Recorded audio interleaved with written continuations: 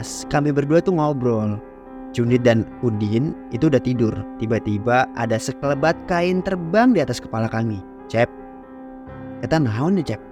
Ningali tuh? Iya ningali. Semua kepala kita mengarah ke belakang. Ketika kepala kita mengarah ke depan bagian atas, ternyata itu adalah sosok kuntilanak yang udah ada di depan kepala kita, mengayuhkan kakinya di atas kayu plafon yang belum jadi itu.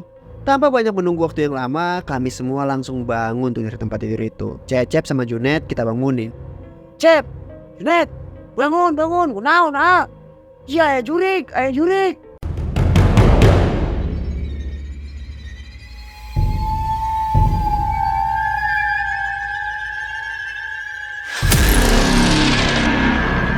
Assalamualaikum warahmatullahi wabarakatuh. Udah beberapa minggu ini kita gak ketemu.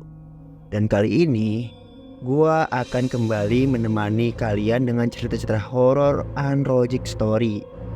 Yang dimana kali ini kita mendapatkan cerita dari Sugiman, yaitu seorang kuli bangunan. Kisah ini diceritakan sekitar tahun 2000-an. Kisah kuli bangunan di rumah Mak Ros. Daripada penasaran, langsung aja kita bacain ceritanya. Jangan dipikirkan dan jangan dirasakan, karena mereka akan datang. Pasangin seperti kalian dan nikmatilah cerita ini. Kisah kuli bangunan di rumah Mak Ros. Ya, aku adalah Sugiman yang mengalami langsung kisah ini. Dari kampung, aku dapat panggilan untuk memperbaiki sebuah rumah yang cukup lumayan besar. Cerita ini dikisahkan sekitar tahun 2000-an. Kala itu aku mendapatkan job dari saudaraku yang berada di daerah Bekasi. Kebetulan aku tinggal di daerah Serang, Banten, Jawa Barat. Lewat telepon, saudaraku menawarkan aku sebuah pekerjaan untuk merenovasi rumah yang cukup lumayan besar. Aku pun setuju dan langsung menuju Bekasi bersama 3 rekan kerjaku. Jadi aku berempat. Ya, aku, Sugiman, Cecep, Junet, dan Udin. Sesampainya di Bekasi, kami semua di briefing sama tuan rumah, yaitu Mak Ros. Apa aja nih yang nanti akan kita kerjakan?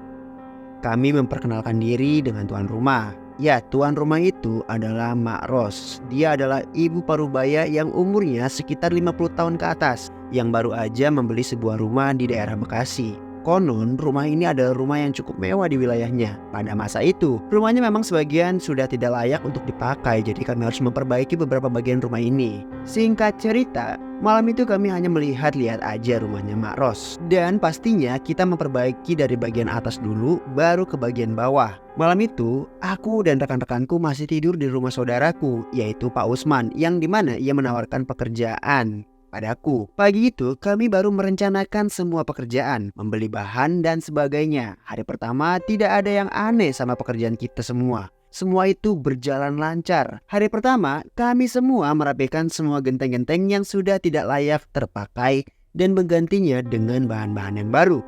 Ya, pada masa itu masih menggunakan kayu untuk penyangga genteng. Jadi belum ada tuh yang namanya baja ringan. Hari pertama kita hanya memasang kayu dan sebagian genteng ada pun yang belum terpasang.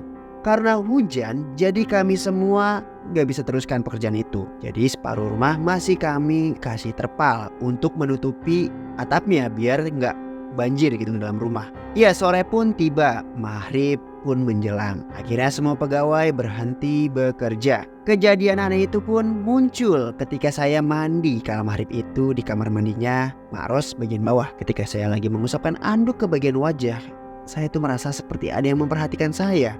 Saya buka mata pelan-pelan gitu sambil mengusap-ngusap menggunakan anduk.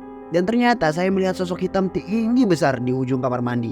Tapi wujudnya itu samar-samar karena minim penerangan di rumah itu. Rumahnya tuh gede, jadi kalau lampu 5 watt sedikit kemungkinan gak kelihatan jelas gitu. Yang terang hanya bagian luarnya aja, yang dimana itu tempat anak-anak ataupun rekan-rekan kerja saya pada tidur di sana, termasuk saya. Saya samperin tuh rekan-rekan kerja saya. Saya ceritain apa yang tadi saya lihat. Udin yang lagi merokok dan ngobrol sama Cecep dan Junet, dia gak percaya sama perkataan yang saya ucapkan tadi. Saya melihat ada sosok hitam tinggi besar gitu di kamar mandi. Ama suka bercanda wae ah. Iya bener, aing teh ningali jurik awakna teh meni gede hidung di pojokan kamar mandi. Ya udah tuh tong dipikirkan ah. Lalu si Junet bilang, kenalan meren. Ya eta mah kenalan meren ah. Selama kita gak ganggu mah apa-apa tuh, gak usah dipusingin. Saya berkata, ya udah tuh ah, aing menisieun hi. Ayo tuh dahar. Dahar kemana? Kemana we lah. Aing sieun di dia. Singkat cerita, keesokan hari pun tiba. Lanjut lagi dong pemasangan genteng. Nah, Udin sama saya nih lagi posisi di atas gitu.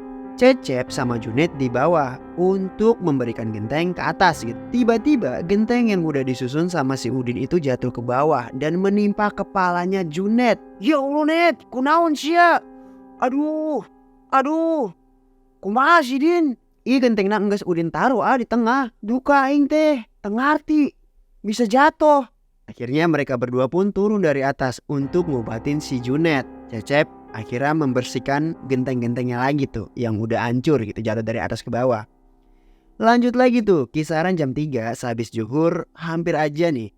Saya jatuh dari ketinggian 10 meter karena kayu yang saya pijak tidak kena kaki. Padahal saya sudah feeling kalau itu pijakan udah ada di situ. Kenapa jadi pindah gitu? Saya juga kurang tahu. Untung si Udin langsung bergegas memegang tangan saya. Jadi saya terselamatkan oleh Udin. Itu adalah hari kedua pengalaman yang tidak masuk akal. Singkat cerita, pengalaman di hari ketiga kami di rumahnya Mak Ros. Ya, kami memperbaiki kanopi depan rumahnya itu. Ini adalah hal yang paling aneh. Udin sama saya masih di atas untuk menyusun kayu sanggahan. Hampir berpuluh-puluh paku yang kami pakai untuk memasang kayu di bagian pojok. Pakunya itu bengkok semua, gak bisa dipakai. Antara kayunya pecah ataupun pakunya bengkok. Akhirnya saya diam sejenak. Ini rumah ada yang aneh apa gimana gitu. Ada aja gitu hambatannya. Akhirnya Cecep dan Junet berdoa. Setelah itu hampir beberapa jam kemudian kami semua istirahat. Kami makan, sholat, ngopi, ngerokok. Semua pekerjaan berjalan dengan lancar. Tapi tidak bagian pojok itu. Jadi bagian pojok itu tidak kami paku. Bagian pojok itu kami ikat pakai kawat dan beberapa kami bor gitu, pasang pakai kayu. Ini menjelang sore jam 3 sudah naik adukan untuk membuat coran. Ketika ngaduk coran, semen sama pasir ini diaduk kan, si Cecep nih bingung, kok ada yang aneh gitu. Ketika adukan sudah naik ke atas, Sugiman nih kesel nih sama si Cecep, kok cepet banget kering nih adukan, seolah-olah jadi batu. Sugiman nanya dong ke Cecep, Sugiman itu adalah saya. Cep, ya kumaha sih? China seetik meren, meni cepet kering ya. Enggak China ge tos loba ya. Saya ngomong nih sama si Cecep, ya buktina jadi batu. Cecep bilang, duh kata tenyaho. Ya udah, akhirnya mereka nggak mempermasalahkan hal itu. Akhirnya tertunda lagi tuh pekerjaan. Menjelang maghrib, semua kenek belum menyelesaikan pekerjaannya karena banyak hambatan. Ini adalah pengalaman terakhir saya kerja di rumah itu. Malam itu adalah malam yang gak bisa saya lupain di seumur hidup saya. Ketika saya sama Cecep lagi tiduran di bagian atas. Jadi kita tuh sambil dengerin radio gitu. Cuaca tuh dingin banget. Cuaca dingin tapi itu gak hujan gitu. Saya ngomong nih, Cep, ya menitiisnya. Ya tiis, ambil jaket boleh. Jaket tuh, kita pada pakai jaket. Sambil melihat ke arah atas, kami berdua tuh ngobrol. Junid dan Udin itu udah tidur. Tiba-tiba ada sekelebat kain terbang di atas kepala kami. Cep, kita naon nih Cep? Ningali tuh. Iya ningali. Semua kepala kita mengarah ke belakang. Ketika kepala kita mengarah ke depan bagian atas, ternyata itu adalah sosok kuntil anak yang udah ada di depan kepala kita, mengayuhkan kakinya di atas kayu plafon yang belum jadi itu. Tanpa banyak menunggu waktu yang lama, kami semua langsung bangun tuh dari tempat tidur itu. Cecep sama Junet kita bangunin. Cep, Junet, bangun, kunaon iya ayah jurik. Kami semua tuh langsung pergi dari rumahnya Maros. Akhirnya kita menuju nih ke rumahnya saudara saya gitu. Ketika saya ketok pintunya nggak ada yang keluar tuh. Langsung kami menuju pos ronda, ternyata masih banyak orang di sana gitu. Diceritain lah nih sama orang-orang yang ada di pos ronda itu. Ternyata rumahnya Maros ini adalah bekas pembantaian.